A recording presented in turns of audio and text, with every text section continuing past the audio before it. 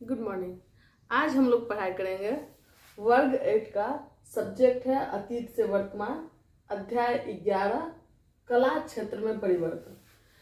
तो हम लोग पढ़ रहे हैं 8वां क्लास का अतीत से वर्तमान। आपको पता होगा कि 8 क्लास का जो अतीत से वर्तमान है वो क्या है? आधुनिक काल का इतिहास है। आधुनिक काल में जो इतिहास के विषय वस्तु में कला क्षेत्र में जो परिवर्तन हुआ है वो क्यों हुआ है, उसी के बारे में हम लोग को जानना है कि आधुनिक काल में क्या होता है। तो भारत में अंग्रेज का आगमन होता है और अंग्रेज की सत्ता स्थापित होती है। अंग्रेजी शासन व्यवस्था स्थापित होने के कारण हर क्षेत्र में परिवर्तन हुआ। उसी क्षेत्र में से एक क्षेत्र है कला क्षेत्र। और कला क्षेत्र में आप देखेंगे कि क्या क्या आता है? चित्रकला आता है, स्थापत्य कला आता है, संगीत आता है, नृत्य आता है। तो यही सब कुछ कला क्षेत्र में आता है। तो आप देखेंगे इसमें चित्रकला क्या है, पहले ये जानना आवश्यक है कि चित्रकला किसे कहते हैं। तो मनुष्य व्यक्ति अपनी भावना को किसी दूसरे तक पहुंचाने के लिए रेखा और रंगों का, है ना, जो ऐसी कला जिसमें रेखा और रंगों के माध्यम से अपनी बात को किसी दूसरे तक पहुंचाया जा सके। और देखिए स्थापत्य कला ये क्या है? तो ये भवन निर्माण की कला है। चलिए अब संगीत तो समझते ही हैं कि गाना जो होता है उसी को संगीत कला, उसमें भी परिवर्तन होता है समय के साथ। नृत्य में भी परिवर्तन होते रहता है, नया नया विधाएं उसमें जोड़ी जाती है। अब देखिए आगे हम लोग अध्ययन करेंगे कि चित्रकला के क्षेत्र में क्या क्या परिवर्तन होता है, उसको देखना है। सबसे पहले हम लोग जान लेते हैं कि उपनिवेश किसे कहते हैं। तो वैसे शक्तिशाली देश जो किसी अन्य भूभाग को या किसी अन्य देश को अपने मातृ देश के हित में शोषण करता है या उस पर अधिकार स्थापित करता है, तो वैसे क्षेत्र को, वैसे देश को, वैसे भूभाग को क्या कहते हैं? उपनिवेश कहते हैं। तो भारत भी ब्रिटेन का क्या हो गया था? औपनिवेशिक देश हो गया था। और उसी में जो कला के क्षेत्र में परिवर्तन हुआ उसे औपनिवेशिक कला का नाम दिया गया।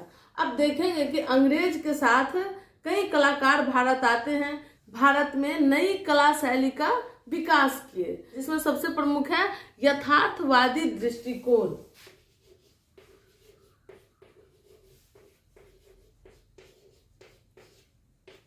यथार्थवादी दृष्टिकोण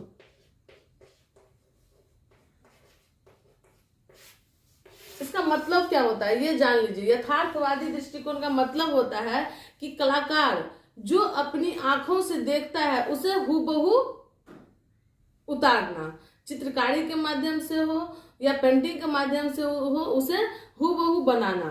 तो इस दृष्टिकोण का विकास भारत में अंग्रेजों के द्वारा किया गया। दूसरा विधि लाया गया तैल चित्रण।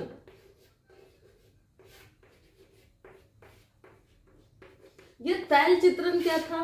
तो चित्र बनाने के लिए जो रंग का प्रयोग किया जाता था उसमें तेल का मिश्रण करके, मतलब रंग को जो पतला किया जाता था उसमें तेल का मिश्रण किया जाता था और उस तेल मिले हुए रंग से जो चित्रकारी किया जाता था उसे तैल चित्रण कहा गया। अब इसकी क्या जरूरत थी? ये क्या होता था? तैल चित्र जो बनाया जाता था वो पारदर्शी होता था और उस पर पानी का प्रभाव बहुत कम, नहीं के बराबर होता था। पानी से वो खराब नहीं होता था।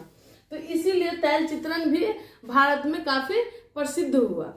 और चित्रकार का मुख्य उद्देश्य ये होता था अंग्रेजी चित्रकार का कि भारत की स्थिति को दयनीय दिखाना और भारत जो अंग्रेज में शासन कर रहे हैं उसको वैध बताना कि भारत में जो लोग रह रहे हैं वो कैसे हैं? असभ्य लोग हैं। उनकी सभ्यता तभी हो सकती है जब भारत में अंग्रेजी शासन बना रहेगा। इसमें एक डैनियल बंधु देखेंगे कि डैनियल बंधु का जो एक एल्बम है, एल्बम फोटो रखने का जो बुक होता है संग्रह करने का, उसको एल्बम के नाम से जाना जाता है।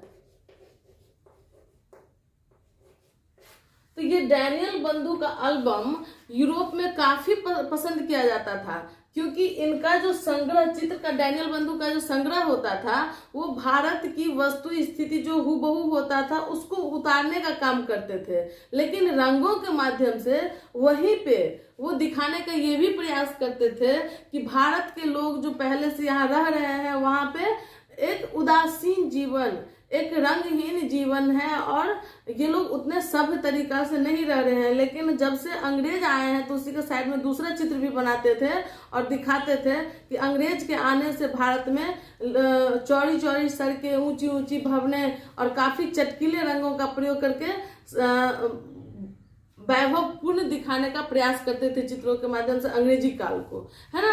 तो डैनियल बंधु का चित्रकारी इसीलिए यूरोप में काफी बिक रहा था। ये उत्कीर्ण चित्र, ये भी डैनियल बंधु के माध्यम से, ये उत्कीर्ण चित्र क्या होता था, तो आप देखेंगे कि लकड़ी या धातु के सांचा के माध्यम से जो रंग में डुबो करके उस सांचा को ठप्पा लगा करके जो चित्र बनाया जाता है उसको उत्कीर्ण चित्र कहा जाता है। इसका पर्पस क्या था, कोई एक चित्र बनाने में काफी लंबा समय लगता है।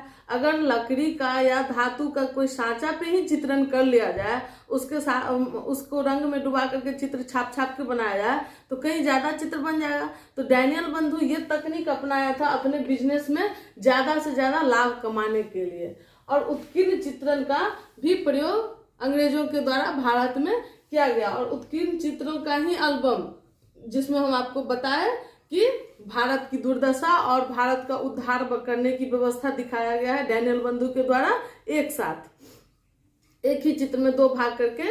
अब ऐसे मान लीजिए कि ये चित्र का एल्बम का जो बुक है उसमें ये पेज है, इसको दिखा देगा, ऐसे करके दिखा सकता है। ऊपर में दिखा देगा कि भारत की दुर्दशा वाली स्थिति और नीचे में दिखा देगा वहीं पे कि अंग्रेज जब भारत आए तो किस प्रकार से चमकीले, वैभवशाली, भव्यपूर्ण भवन, सड़क, ये सब का निर्माण किया गया है, शहर का निर्माण किया गया है।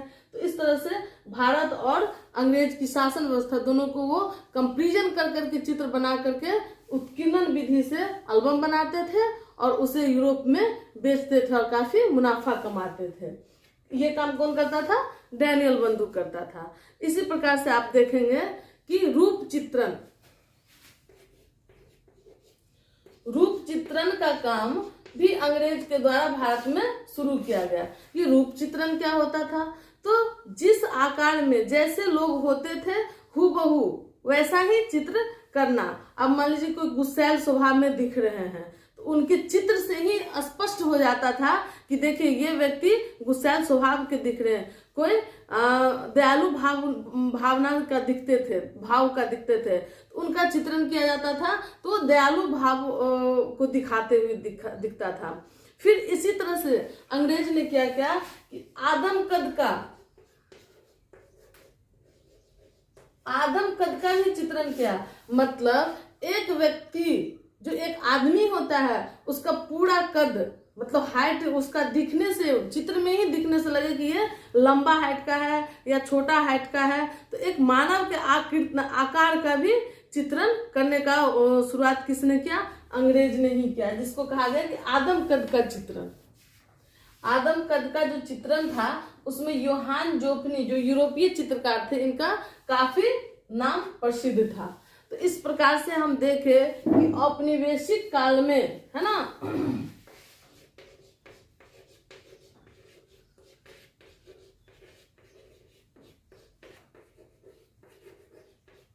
औपनिवेशिक काल में चित्रकला कैसे अपना स्वरूप बदला, कैसे अपनी स्थिति को बदला है। ठीक है, आज का क्लास इस पे आज खत्म किया जाता है। आगे हम लोग दूसरा टॉपिक अगले वीडियो में पढ़ेंगे। Thank you.